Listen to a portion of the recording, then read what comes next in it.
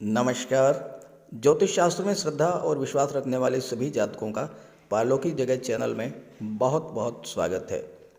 सबसे पहले आप सभी को दीपावली के पावन पर्व की बहुत बहुत शुभकामनाएं। माता लक्ष्मी का आगमन आपके घर में हो, आपके घर में धन वैभव सुख समृद्धि का वास हो, इसी कामना के साथ वीडियो की शुरुआत कर रहा हूं। आज के इस वीडियो में हम बात करेंगे मेष राशि के जातकों के लिए नवंबर 2022 का महीना किन किन खुशियों की सौगात लेकर आ रहा है, क्या रहेगा ग्रहों का प्रभाव और हम क्या कर सकते हैं ग्रहों को अपने अनुकूल करने के लिए, कैसी रहेगी धन के आगमन और धन के बचत की स्थिति, संतान शिक्षा प्रतियोगिता भूमि भवन वाहन और भौतिक सुखों की दृष्टि से नवंबर 2022 का महीना कैसा रहेगा, रोग ऋण शत्रु लव रोमांस दाम्पत्य सुख धर्म अध्यात्म भाग्य पुरुषार्थ इन सब पर भी चर्चा करेंगे और आपके जॉब कैरियर और विदेश के बारे में भी बात करेंगे इस वीडियो में। ये वीडियो मैं 3 पार्ट में बना रहा हूँ। पहले पार्ट में मैं आपको ये बताऊँगा कि पिछले माह में आपके जीवन में क्या क्या परेशानियाँ आईं, किन किन समस्याओं से आपको जूझना पड़ा और इसकी वजह क्या थी, ताकि आप ग्रहों के शुभ और अशुभ प्रभाव को समझ सकें, ग्रहों के गोचर को अपने जीवन के साथ जोड़ सकें, सामंजस्य बिठा सकें और उपायों द्वारा भविष्य में आने वाले कष्टों से बच सकें। सेकंड पार्ट में मैं आपको नवंबर माह में ग्रह गोचर के आधार पर इसके फल का विश्लेषण करूंगा और तीसरे पार्ट में ये भी बताऊंगा कि नवंबर 2022 में आपको किन क्षेत्रों में समस्याएं आ सकती हैं, क्या क्या सावधानियां रखनी हैं और अंत में मैं ग्रहों के उपायों पर भी चर्चा करूंगा। ये विश्लेषण आपके चंद्र राशि के आधार पर किया जा रहा है। तो चलिए वीडियो शुरू करते हैं। तो ये है मेष राशि के जातकों की कुंडली। देखिए, एक होती है जन्म कुंडली। आपके जन्म के समय ग्रहों की जो स्थिति होती है उसके आधार पर जो कुंडली बनाई जाती है उसे जन्म कुंडली कहते हैं और जन्म कुंडली में आपका प्रारब्ध लिखा होता है। जीवन में कौन कौन सी घटनाएं कब कब घटित होंगी इसका विश्लेषण जन्म कुंडली से किया जाता है। दूसरी होती है गोचर कुंडली। गोचर कुंडली में वर्तमान में ग्रहों की स्थिति के आधार पर भविष्य फल का कथन किया जाता है। नवंबर का महीना मेष राशि के जातकों के लिए कई मायनों में विशेष परिवर्तन के योग लेकर आ रहा है, क्योंकि आपकी कुंडली में नवंबर के महीने में 4 महत्वपूर्ण ग्रह राशि परिवर्तन कर रहे हैं। इसके अलावा शुक्र मालव्य राजयोग बना रहे हैं और डबल विपरीत राजयोग बन रहा है बुध और गुरु के द्वारा। तो ये पहले समझें। देखिए, आपके राशि के स्वामी है मंगल, जो कि पराक्रम भाव में गोचर कर रहे हैं। इस समय 13 नवंबर को राशि परिवर्तन करके धन के भाव में चले जाएंगे। सूर्य का गोचर कुंडली के सप्तम भाव में है। 16 नवंबर को सूर्य अष्टम भाव में गोचर करेंगे।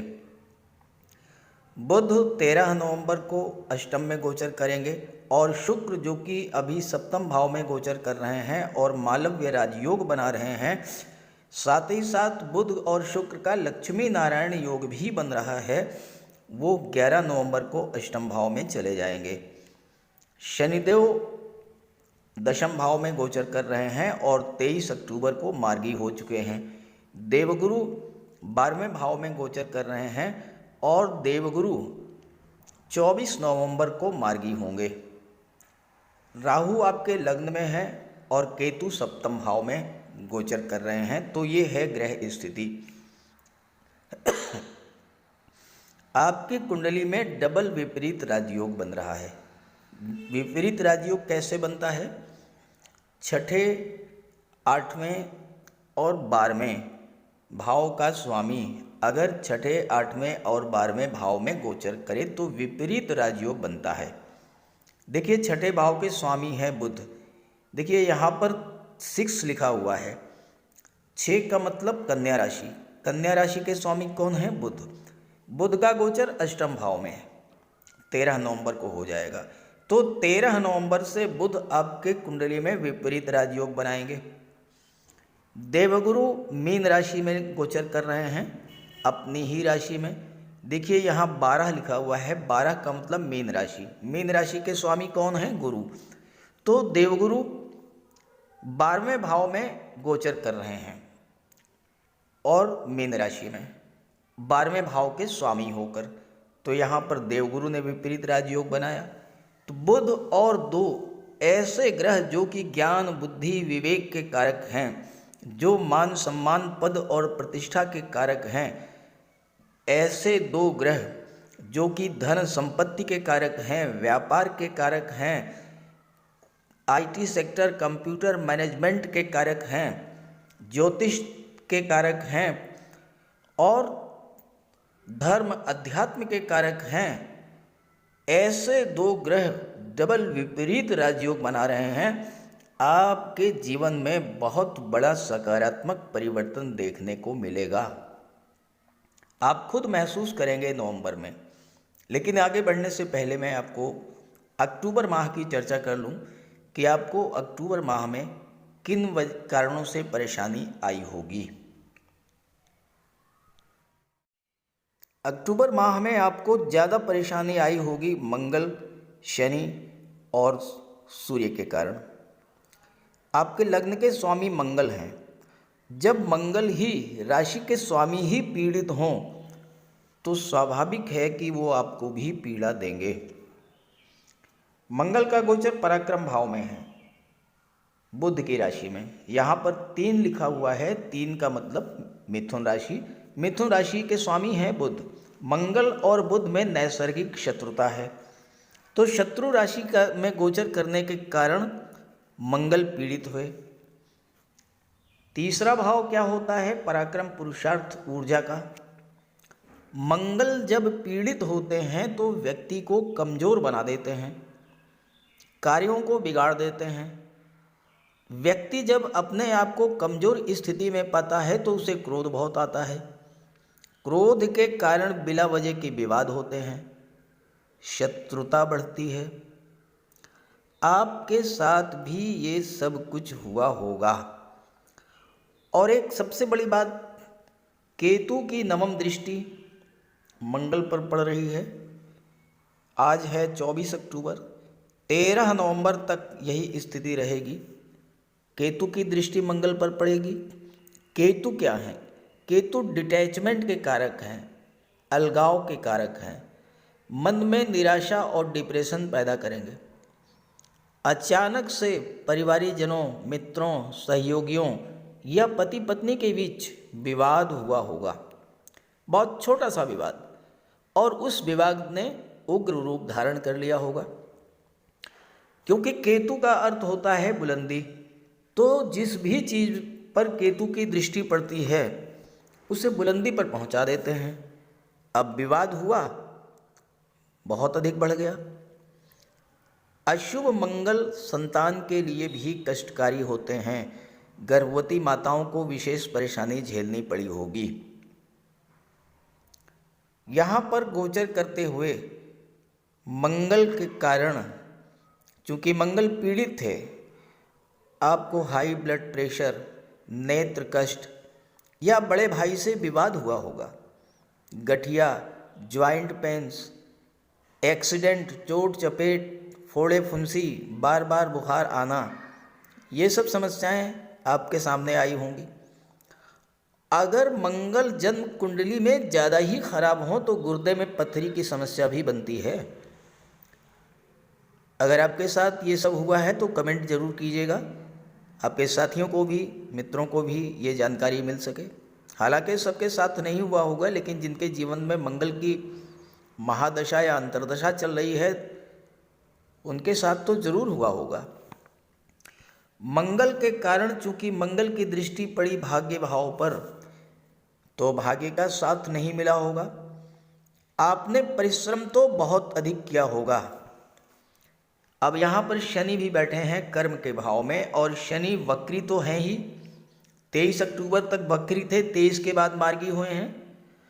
शनि मंगल के शत्रु हैं। कार्य क्षेत्र में शत्रु ग्रह का गोचर, तो कार्य क्षेत्र में तरह तरह की विघ्न बाधाएं आई होंगी।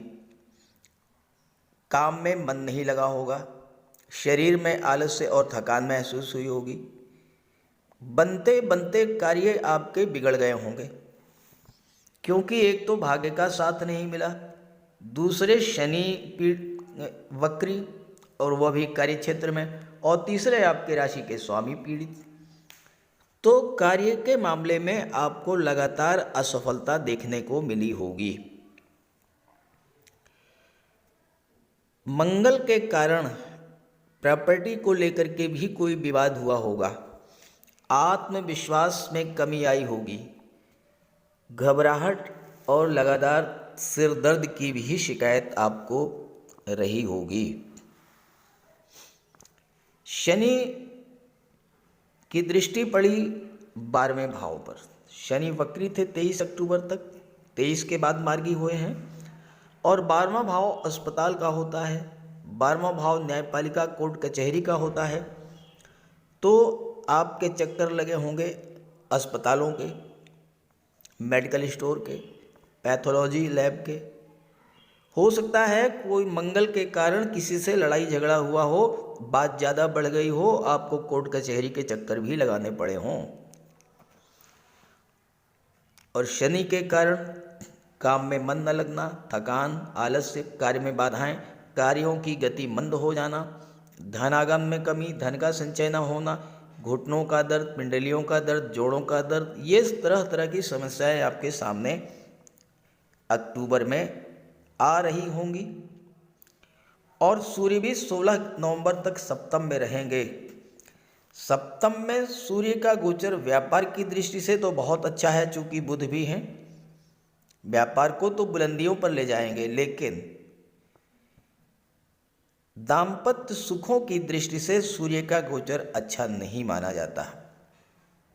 हाँ, अगर आप अपने आप पर नियंत्रण कर लें तो फिर कहना ही क्या है, क्योंकि सूर्य के कारण आपके अंदर क्रोध, अहंकार, ईगो की प्रॉब्लम डेवलप करती है, और जब अहंकार और ईगो डेवलप करता है तो फिर आप किसी की बात नहीं सुनते हैं, अपनी ही कहते हैं, और ये मान के चलते हैं कि मैं जो कह रहा हूँ वही सही है। और इस भावना की वजह से आपके दाम्पत्य सुखों में कमी आई होगी, लव रिलेशंस में भी दिक्कत रही होगी, और पार्टनरशिप में किसी न किसी बात को लेकर के तू मैं भी हुई होगी, क्योंकि सूर्य भी और मंगल की दृष्टि भी पड़ी सप्तम पर, छठे पर। मंगल की दृष्टि तो छठे पर पड़ी, केतु की दृष्टि मंगल पर पड़ रही थी, और यहाँ पर केतु भी हैं। केतु क्या करते हैं? केतु भ्रम पैदा करते हैं, कन्फ्यूज़न, शक, सुबह, इस तरह की चीज़ें केतु पैदा करते हैं। और दाम्पत्य जीवन में, लव रिलेशंस में या पार्टनरशिप में अगर किसी तरह का शक, संदेह पैदा हो जाए तो समस्या तो आनी ही आनी है। तो ये सब आपके साथ हुआ होगा। हालांकि नवंबर में बहुत कुछ सुधार आ जाएगा, क्योंकि 2-2 राजयोग बनेंगे, और शुक्र का मालव्य राजयोग तो बन ही रहा है। तो चलिए बात करते हैं नवंबर के बारे में, और आपके साथ जो घटित हुआ है वो बताइएगा कमेंट करके। और अक्टूबर में जो हुआ, अब नवंबर में क्या हो सकता है, इन दोनों स्थितियों को ग्रहों के गोचर में परिवर्तन के आधार पर आप समझने का प्रयास कीजिएगा। बात करते हैं नवंबर 2022 की। सबसे महत्वपूर्ण भाव है लग्न भाव और फिर सप्तम भाव। लग्न भाव से आपका विचार किया जाता है, आपके व्यक्तित्व और स्वभाव का विचार किया जाता है, आपके स्वास्थ्य का विचार किया जाता है। सप्तम से आपके गृहस्थ जीवन का विचार किया जाता है, और दोनों ही भाव बहुत महत्वपूर्ण हैं। राहु लग्न में है, सप्तम में सूर्य, बुध और शुक्र 3 ग्रह गोचर कर रहे हैं, सन, मरकरी और वेनस, और तीनों की ही दृष्टि आपके लग्न भाव पर पड़ेगी। लग्न भाव में राहु, लग्न भाव केंद्र का भाव है, और राहु जब भी केंद्र के भाव में गोचर करते हैं तो बहुत अच्छा रिजल्ट देते हैं। राहु आपको बुद्धिमान, चालाक और चतुर बना देंगे और सबसे बड़ी बात आपको धनवान बनाएंगे। राहु आकस्मिकता के कारक हैं, कहीं ना कहीं से आपको अचानक से धन का लाभ होगा। राहु आपको भौतिकतावादी बना देते हैं, यानी सुख समृद्धि के साधनों के प्रति आपका लगाव हद से ज़्यादा बढ़ेगा और आप हर हालत में सुख सुविधा के साधन प्राप्त भी कर लेंगे। शनि वाहन, जमीन जायदाद, प्रॉपर्टी के कारक हैं और शनि दशम में गोचर कर रहे हैं। शनि की दृष्टि चतुर्थ भाव पर पड़ रही है और भाग्य भाव के स्वामी गुरु हैं, तो देवगुरु के प्रभाव से, शनि के प्रभाव से आपको जमीन जायदाद, प्रॉपर्टी और वाहन का भी लाभ मिल सकता है। राहु हमेशा एक्सट्रीम को शो करते हैं, तो थोड़े में आप संतुष्ट नहीं होंगे, ज़्यादा से ज़्यादा धन संपत्ति, मान सम्मान प्राप्त करने का प्रयास करेंगे और शुक्र, बुध, शनि और राहु की कृपा से आप वह सब कुछ प्राप्त करेंगे जो कि आप पाना चाहते हैं। आपकी कुंडली के सप्तम भाव में 11 नवंबर तक शुक्र मालव्य राजयोग बना रहे हैं और बुध के साथ लक्ष्मी नारायण योग भी बन रहा है। सूर्य के साथ बुध का बुधादित्य राजयोग भी बन रहा है और ये राजयोग केंद्र के भाव में बन रहे हैं, तो सर्वथा श्रेष्ठ फल आपको देंगे। मालव्य राजयोग धन का योग होता है, भौतिक सुखों का योग होता है, विवाह का होता है और सप्तम भाव से जीवन साथी, विवाह का विचार किया जाता है। जीवन साथी कैसा होगा, उसका रूप, रंग, गुण, स्वभाव कैसा होगा, ये सब इस बात पर डिपेंड करता है कि आपका सप्तम भाव कैसा है। और यहाँ पर चूंकि शुक्र मालव्य राजयोग बना रहे हैं, तो आपको एक बहुत ही अच्छा जीवन साथी प्राप्त होने का योग बन रहा है। ऐसा जीवन साथी जो वैचारिक स्तर पर आपके अनुरूप हो, शिक्षित हो, व्यवहार कुशल हो, खूबसूरत हो, हर सुख दुख में आपका साथ दे। शुक्र यही करेंगे और ऐसा ही जीवन साथी मिलने का योग बनेगा। और अगर आप विवाह के इच्छुक हैं तो इस गोचर काल में अच्छे से अच्छे रिश्ते आपके लिए आएंगे।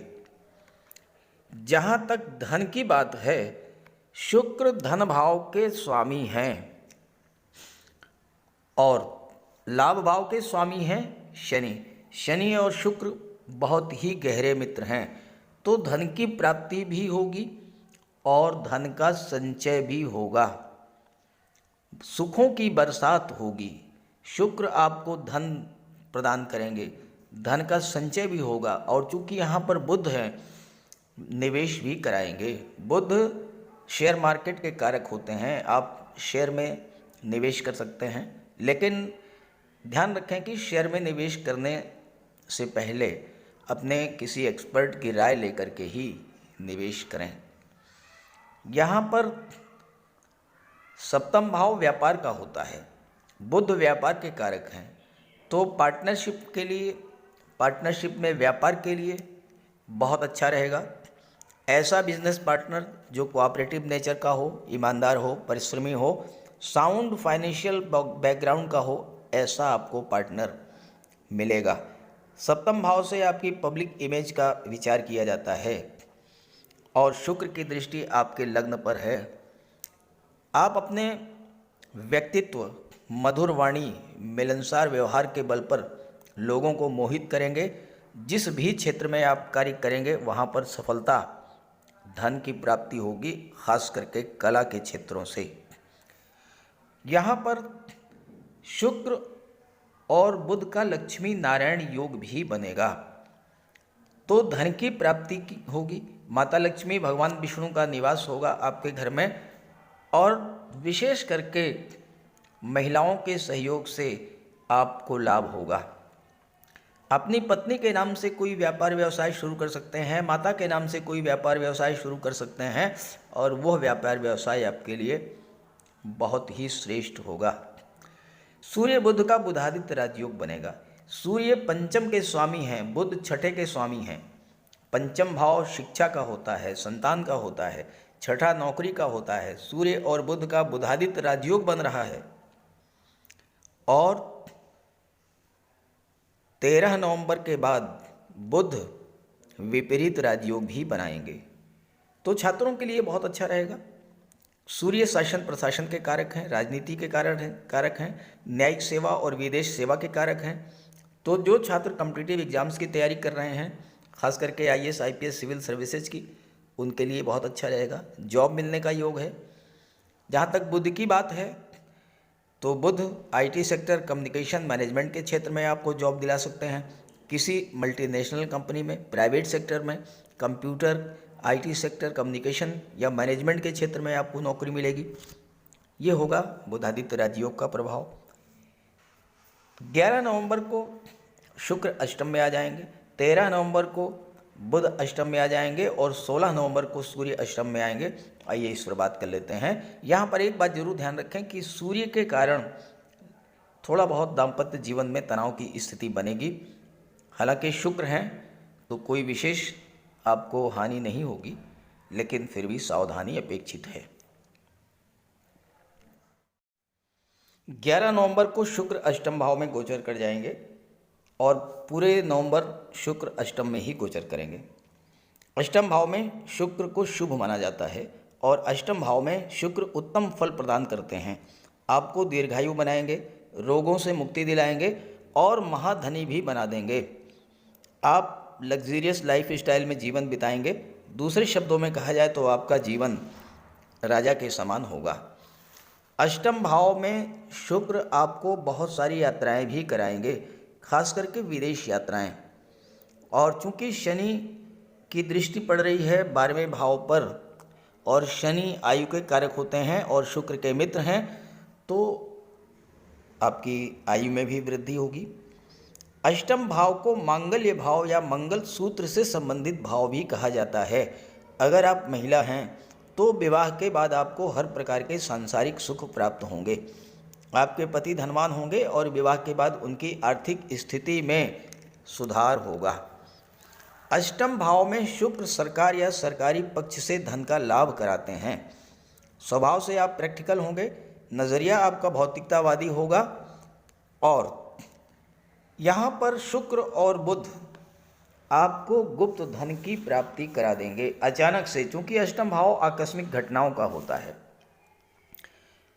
गुप्त धन वो धन जो कि बिना किसी परिश्रम के आपको प्राप्त हो जाए, जैसे शेयर से, लॉटरी से, किसी प्रॉपर्टी से, पैतृक संपत्ति से, विरासत या वसीयत से धन की प्राप्ति होना, इंश्योरेंस के क्षेत्र से या ससुराल पक्ष से धन की प्राप्ति होगी। सूर्य बुध का बुधादित्य राजयोग यहाँ भी बनेगा। उच्च शिक्षा के मार्ग की बाधाएं दूर होंगी। फैमिली लाइफ में थोड़ा बहुत जो कॉम्प्लिकेशन था उसमें सुधार आएगा। लव रिलेशंस स्ट्रांग होंगे और आप प्रेम विवाह भी कर सकते हैं। बिला वजह की जो तनाव की स्थितियां बन रही थी वो दूर होंगी। और चूंकि गुरु विदेश भाव में है तो आपको अचानक विदेश से भी धन की प्राप्ति हो सकती है। शेयर ट्रेडिंग करते हैं तो बहुत अच्छा रहेगा। ससुराल पक्ष से संबंधों में भी सुधार आएगा। और चूंकि बुध यहाँ पर विपरीत राजयोग बना रहे हैं और देवगुरु भी विपरीत राजयोग बना रहे हैं, तो विदेश से धन की प्राप्ति के प्रबल योग हैं।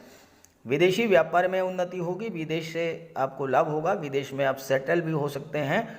और सबसे बड़ी बात यह है कि आपकी रुचि धर्म, कर्म, अध्यात्म में बढ़ेगी। और जितना ही आपकी रुचि धर्म, कर्म में होगी उतना ही आपको दैवी सपोर्ट मिलेगा। देवगुरु यहाँ पर आपको ईश्वरी कृपा बरसाएंगे। आप पर ईश्वर में आपकी आस्था बढ़ेगी और ईश्वर में आस्था आपकी अगर बढ़े, धार्मिक स्वभाव है आपका, दीन दुखियों की आप मदद करते हैं, तो फिर आपका कोई भी ग्रह कुछ भी नुकसान नहीं कर सकता है। 13 नवंबर को मंगल यहाँ आ जाएंगे वाणी के भाव में। आपको विशेष सावधान रहना होगा मंगल की वजह से, क्योंकि मंगल के कारण वाणी में उग्रता आएगी। हालांकि सूर्य अष्टम में है और सूर्य की दृष्टि भी मंगल पर पड़ेगी। सूर्य पर, चूंकि सूर्य राजा हैं, इसलिए सूर्य पर अष्टम का कोई विशेष प्रभाव नहीं पड़ता है। लेकिन इतना तो होगा कि चूंकि बुध भी यहाँ पर हैं, आपकी रुचि तंत्र मंत्र में, ज्योतिष में बढ़ सकती है। बुध के प्रभाव से आप रिसर्च के क्षेत्र में बहुत अच्छा कर सकते हैं। लेकिन क्योंकि मंगल आ जाएंगे, वाणी से आपको कष्ट हो सकता है। आपकी भाषा से, आपके बोलने से, आपके क्रोध और उग्रता के कारण, स्वभाव में उग्रता के कारण, गुस्से के कारण तनाव बनेगा, लड़ाई झगड़े हो सकते हैं, परिवार में बिखराव की स्थिति, इससे आपको विशेष सावधान रहना है। इसके अलावा कुल मिलाकर के नवंबर का महीना आपके लिए बहुत अच्छा है। शनि तेईस से मार्गी हो चुके हैं और आपके कर्म भाव में गोचर कर रहे हैं, तो कार्य क्षेत्र में भी उन्नति होगी। खास करके अगर आप रियल एस्टेट से जुड़े हैं, प्रॉपर्टी डीलिंग का कार्य करते हैं, कंस्ट्रक्शन का कार्य करते हैं, आप अगर बिल्डर हैं, आर्किटेक्ट हैं, या आप petrol, diesel, gas, mines, minerals, chemical products, rubber, scrap, medicines का व्यापार व्यवसाय करते हैं, ट्रांसपोर्ट या टूरिज़्म से जुड़े हुए हैं, तो इन सभी क्षेत्रों में आपके लिए बहुत अच्छा रहेगा। और चूंकि शनि की दृष्टि, शनि लाभ भाव के स्वामी हैं और दृष्टि विदेश पर पड़ रही है, तो धन आगम का भी योग बनेगा। और शुक्र धन भाव के स्वामी हैं, तो धन का संचय भी होगा, लेकिन बस वाणी पर नियंत्रण रखना होगा आपको। अब आप अपनी जन्म कुंडली देखिए। आपकी जन्म कुंडली में जिस भी ग्रह की महादशा या अंतर्दशा गतिमान हो, उस ग्रह का आप उपाय ज़रूर कीजिएगा। तो चलिए बात कर लेते हैं उपायों के लिए। जहाँ तक सावधानी की बात है, तो आपको केवल मंगल से सावधान रहना है, अपने राशि के स्वामी से ही सावधान रहना है। तो वाणी पर नियंत्रण रखें। अगर आपके जन्म कुंडली में कोई भी ग्रह कमज़ोर स्थिति में है या अशुभ प्रभाव में है, तो आप उसका उपाय कर लें। सूर्यदेव का उपाय करने के लिए आप सूर्यदेव की आराधना करें, भगवान भुवन भास्कर को अर्घ्य दें। रविवार के दिन तांबे के लोटे में जल, अक्षत, लाल पुष्प, रोली, चंदन ये डाल करके सूर्यदेव को अर्घ्य दें। गायत्री मंत्र का पाठ करें, आदित्य हृदय स्तोत्र का पाठ करें और अपने पिता की सेवा करें, उनका आशीर्वाद प्राप्त करें। रविवार के दिन एक तांबे का छल्ला या तांबे की अंगूठी ये धारण करें। शनि, राहु और मंगल, इनका सबसे बढ़िया उपाय है, सर्वश्रेष्ठ उपाय है, बजरंग बली की उपासना करें, हनुमान चालीसा का पाठ करें, बजरंग बाण का पाठ करें। मंगलवार के दिन बजरंग बली के चरणों में बैठें, अपनी समस्या उनसे कहें। ध्यान रखें कि जो भी उपाय करें, जब भी आप उपाय करें, तो उस समय आपके मन से सांसारिकता, भौतिकता ये सब बिल्कुल दूर होनी चाहिए। केवल आप हों और आपके आराध्य देव हों। मन से आपको उपासना करनी है। शनिदेव के लिए शनिवार के दिन पीपल के वृक्ष के नीचे सरसों के तेल का एक दीपक जला दें। शनिवार के दिन सरसों के तेल का दान करें और दीन, दुखी, लाचार, असहाय, दिव्यांग व्यक्तियों की आप जितनी मदद कर सकते हों उतनी मदद करें। साथ ही साथ छल, कपट, लालच, बेईमानी, झूठ, अहंकार, इन सब से दूर रहें। मंगल के लिए और शुक्र के लिए एक चांदी का छल्ला और एक चांदी की चेन धारण करें। शुक्र के लिए माता लक्ष्मी की आराधना करें और शुक्रवार के दिन श्वेत रंग के वस्त्र धारण करें। कन्याओं को भोजन कराएं, खीर, मिष्ठान का, और स्वयं भी श्वेत रंग के पदार्थों का ही भोजन करें। साथ ही साथ शुक्रवार के दिन श्वेत रंग के पदार्थों का दान भी करें। श्वेत वस्त्र, चावल, चीनी, इन चीज़ों का दान करने से माता लक्ष्मी प्रसन्न होती हैं। और घर को साफ सुथरा रखें, घर से कबाड़ को बिल्कुल हटा दें। बुध के लिए भगवान श्री गणेश की उपासना करें, गाय की सेवा करें और किन्नर को दान दें। किसी शुभ कार्य के लिए अगर आप बाहर जा रहे हैं तो आप अपने घर में कोई कन्या होगी, बेटी, बहन, भतीजी, कुछ उपहार, कुछ पैसे, मिठाई, खिलौने कुछ भी दे कर के जाएं। रास्ते में गाय मिले तो उसे गुड़ खिला दें, किन्नर मिले तो उसे 10-20 रुपए दे दें, आपका कार्य सिद्ध होगा। और इसके अलावा राहु और केतु, राहु के लिए मोर पंख का प्रयोग करें। घर के main door, bedroom, drawing room, इन सब जगह पर मोर पंख लगा दें। तकिए के नीचे एक मोर पंख रखें। एक सुरमे की डिबिया और एक चांदी की छोटी सी गोली हमेशा अपने पर्स में या अपनी जेब में रखें। केतु के लिए कौवे, काले कुत्ते, काली गाय, इनकी सेवा करें, इनको भोजन दें। देवगुरु बृहस्पति के लिए माता पिता, गुरु और वृद्धजनों का सम्मान करें। घर में केले का एक वृक्ष लगा लें, उसकी सेवा करें, भले ही गमले में लगा लें। हो सके तो गुरुवार का व्रत रखें। चंद्रमा के लिए भगवान भोले शंकर की उपासना करें। तो अगर आप ये सब उपाय करेंगे तो आपको निश्चित रूप से बहुत बड़ा लाभ होगा। और एक बात और आप समझ लें कि गर्मी का मौसम आ रहा है, आप पशु पक्षी इनके लिए जल की व्यवस्था करें, भोजन की व्यवस्था करें। एक छत पर आप छोटी सी प्याली में जल रख दें, एक दूसरी प्याली में कुछ अनाज रख दें। पशु पक्षी जो हैं आएंगे आपकी छत पर, भोजन ग्रहण करेंगे, जल ग्रहण करेंगे, आपको आशीर्वाद देंगे और ये चीज़ें आपके जीवन में बहुत बड़ा सकारात्मक उपाय लाएंगे। तो उपाय तो ज़रूर कीजिएगा, उपाय आप करेंगे तो आपको पूरा लाभ होगा। नमस्कार।